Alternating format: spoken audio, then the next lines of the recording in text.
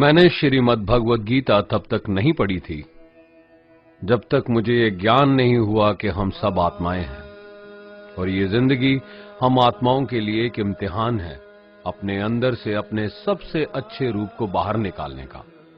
और भगवद गीता इस इम्तिहान को पास करने की एक अहम किताब। भगवद गीता के 18 अध्याय हैं और ये संस्कृत में परमात्मा द्वारा दी गई थी। समय के साथ संस्कृत भाषा रोजमर्रा की जिंदगी से निकल गई और ये ज्ञान मनुष्य से दूर हो गया। समय समय पर भगवद गीता के साधारण अक्षरों में अनुवाद किया गया।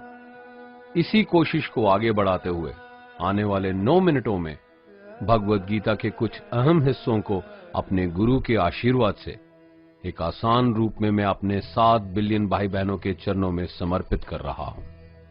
ये ज्ञान परमात्मा ने भगवान कृष्ण के द्वारा सबसे बड़े धर्म युद्ध महाभारत की रणभूमि कुरुक्षेत्र में अर्जुन को कुछ 5000 साल पहले दिया। ये वो वक्त था जब धर्म का बार बार उल्लंघन हुआ, परमात्मा का डर मनुष्य से निकल गया।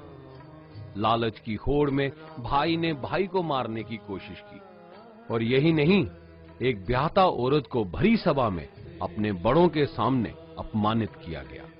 इससे पहले कि मनुष्य जाति धर्म युग से निकलकर पूर्ण रूप से कलयुग में जाती, युद्ध की रणभूमि में युद्ध से कुछ पहले परमात्मा ने गीता भगवान कृष्ण के द्वारा मनुष्य जाति के कल्याण के लिए दी। ऐसे ही जैसे कभी तुरा मोसेस को, गॉस्पेल जीसस को और कुरान प्रॉफिट मोहम्मद को दी। गीता, बाइबल, कुरान, तुरा, गुरु ग्रंथ साहिब परमात्मा द्वारा दी गई किताबें हैं जो किसी एक धर्म के लिए नहीं बल्कि पूरी मनुष्य जाति के लिए है, पूरी इंसानियत के लिए है, सब आत्माओं के लिए है। क्योंकि ये आत्मा को परमात्मा के बारे में, उसकी सृष्टि के बारे में और सबसे अहम ये उन कायदों के बारे में समझाती है जिनका आत्मा को मनुष्य के रूप में हर हाल में पालन करना होगा, रक्षा करनी होगी। और इन्हीं कायदों की बुनियाद पे एक आत्मा को शरीर त्यागने के बाद परखा जाएगा और इस परीक्षा से पास होने पे हमेशा के लिए इस जन्म और मृत्यु से मुक्ति मिलेगी। परमात्मा भगवद गीता में कहते हैं कि मैं ही सबकी शुरुआत हूं, मैं शुरू से भी पहले था और सब खत्म होने के बाद भी रहूंगा। सब मुझ में है और मैं सब में हूं। जो भी तुम छू सकते हो, देख सकते हो, चख सकते हो या सुन सकते हो, वो सब मैं हूं। ये नदियां, पहाड़, सूरज, ग्रहण, चांद, सितारे सब मैंने बनाए हैं। मैंने ही भगवान, शैतान, राक्षस और इंसान बनाए। मैं सर्वव्यापी हूं, सब में रहता हूं, सब में मैं हूं, मैं ही हूं। मैं ही ब्रह्मा बन के सब बनाता हूं और रुद्रा बन के सब नष्ट कर देता हूं। मैं ये सृष्टि यूं ही बनाता और तोड़ता रहूंगा ताकि आत्माओं को मौके मिल सके इस जन्म और मृत्यु से एक दिन मोक्ष पाने को, हमेशा के लिए परमात्मा के साथ रहने को। भगवद गीता कहती है कि इस सबसे बड़ी परीक्षा के लिए परमात्मा ने प्रकृति का निर्माण 5 तत्व हवा, अग्नि, जल, पृथ्वी और ईथर से किया, जिन्हें हम छू के, चख के, सूंघ के, देख के समझ सकते हैं। पर खुद परमात्मा इन 5 इंद्रियों की समझ से बाहर है। उन्हें आत्मा इन इंद्रियों से नहीं जान सकती। आत्मा 5 इंद्रियों के साथ वैसे ही है जैसे एक लोहे का रोबोट जिसे अपने बनाने वाले का कोई पता नहीं। अर्जुन को भी परमात्मा का विराट रूप देखने के लिए भगवान कृष्ण ने दिव्य नेत्र दिए। भगवद गीता समझाती है कि आत्मा अजन्मी है, इसे कोई मार नहीं सकता, कोई जला नहीं सकता, डुबा नहीं सकता, काट नहीं सकता।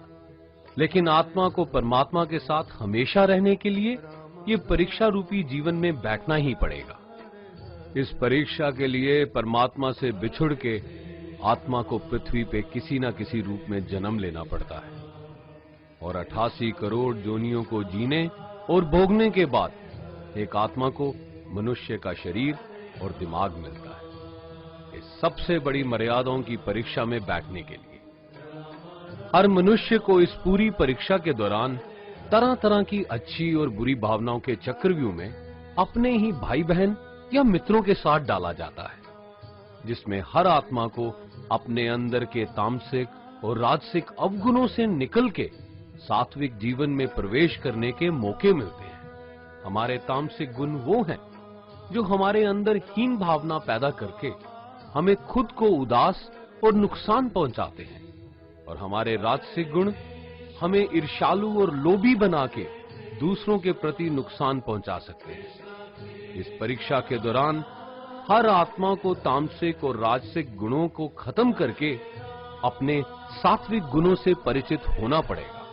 सात्विक गुण वो हैं जो आत्मा को अपने आसपास की हर चीज से जोड़े और उन्हें प्यार करना सिखाते हैं।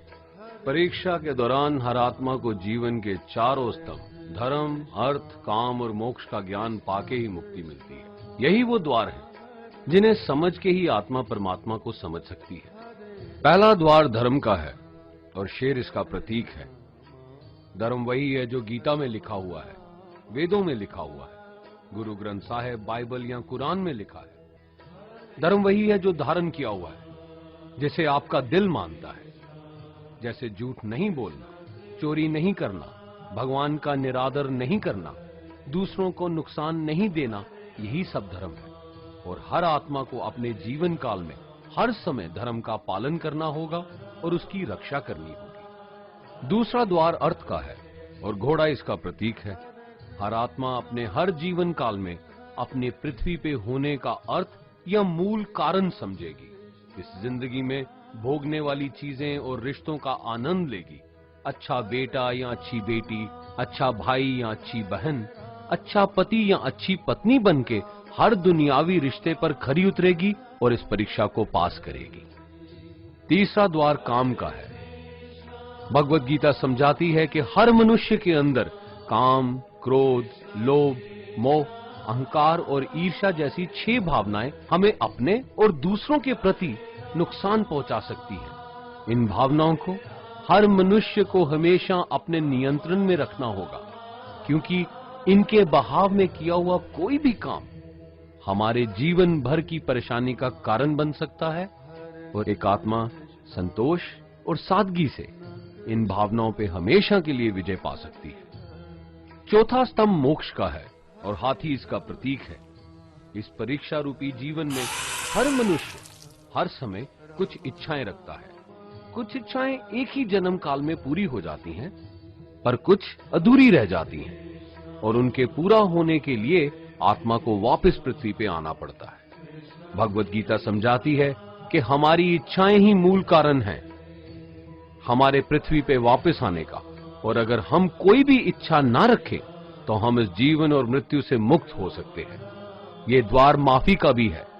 जिन्होंने आपके साथ बुरा किया उनको माफ करके और जिनसे आपने बुरा किया उनसे माफी मांग के मुक्ति पाई जा सकती है। जब तक आत्मा इन चारों दरवाजों धर्म, अर्थ, काम और मोक्ष को समझ नहीं लेती, तब तक आत्मा को बार बार इस मनुष्य रूप में आना ही पड़ेगा। परीक्षा का समय खत्म होते ही आत्मा शरीर और अन्य सब वस्तुओं का त्याग कर देती है। जो भी संसार में रहकर बनाया वो अब किसी और का होगा, और आत्मा अपने कर्मों के फैसले के लिए चली जाती है। आत्मा के अच्छे बुरे कर्मों का हिसाब होता है।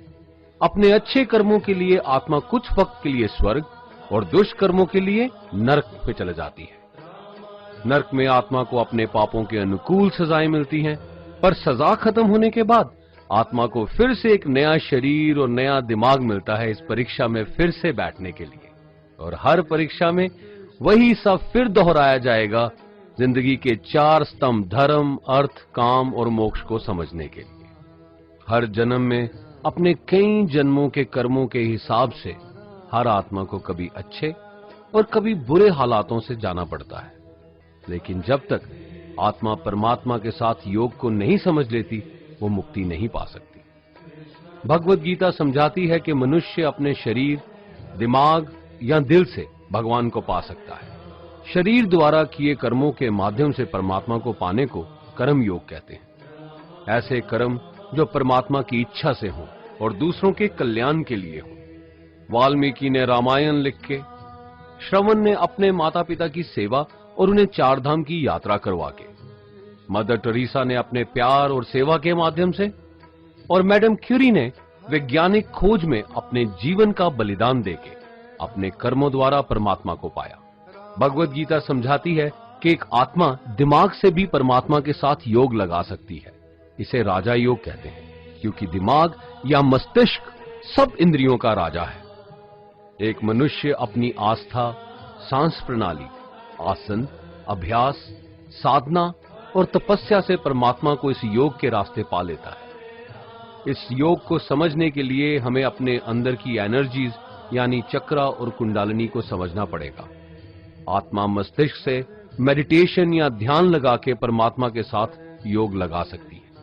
शंकराचार्य, स्वामी परमहंस, स्वामी विवेकानंद और उनके जैसे कई योगी इस योग के रास्ते परमात्मा के साथ संधि लगा पाए।